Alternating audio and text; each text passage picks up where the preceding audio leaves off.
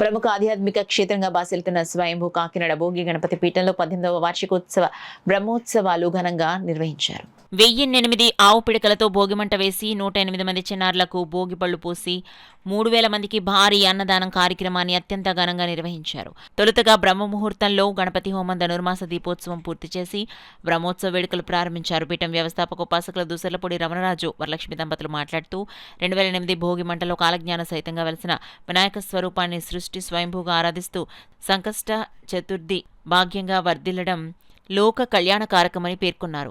19వ వార్షికం సందర్భంగా మకర సంక్రాంతి రోజున పీఠం అధిదేవత అయ్యప్ప స్వామికి ఉదయం వేళలో పంచామృతాలతో అభిషేకం, విశేష పూజలు నిర్వహించి రాత్రి పడిహారతి కార్యక్రమం నిర్వహించడం పీఠం సాంప్రదాయంగా జరుగుతుందన్నారు.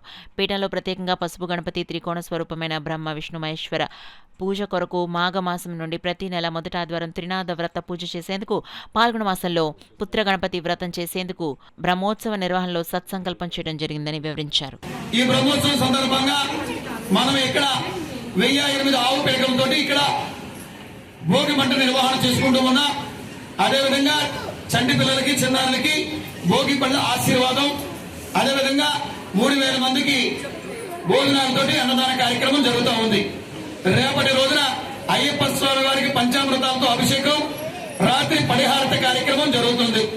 ఈ విధంగా భోగి గణపతి పీఠం 19వ వార్షికోత్సవంలోకి అడుగు పెడుతున్నటువంటి సందర్భంగా మరి ఈ రానున్నటువంటి మాఘ మాసంలో 25వ తారీఖు నుంచి రథసప్తమి, ప్రతి నెల మొదటి ఆదివారం నాడు తెలుగు మాసం ప్రకారంగా త్రినాద వ్రత పూజ కార్యక్రమాన్ని భోగి గణపతి పీఠంలో నిర్వహించడం జరుగుతుంది. త్రినాద వ్రత పూజను ఎందుకు నిర్వహిస్తున్నామంటే, మనం పసుపు గణపతిని తయారు చేస్తే త్రికోణాకారంలో తయారు చేస్తాం.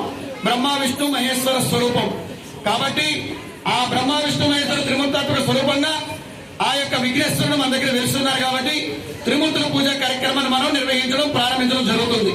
అదేవిధంగా ఉగాది తర్వాత ప్రతి నెలలోని మొదటి ఆదివారం ఇక్కడ చేయడం జరుగుతుంది. 2, 3, 4 ఆదివారాల్లో భక్తులు కోరుకున్నటువంటి ఇళ్లలో గణపతి పీఠం వచ్చి త్రినాద వ్రత మేళ చేయడం జరుగుతుంది.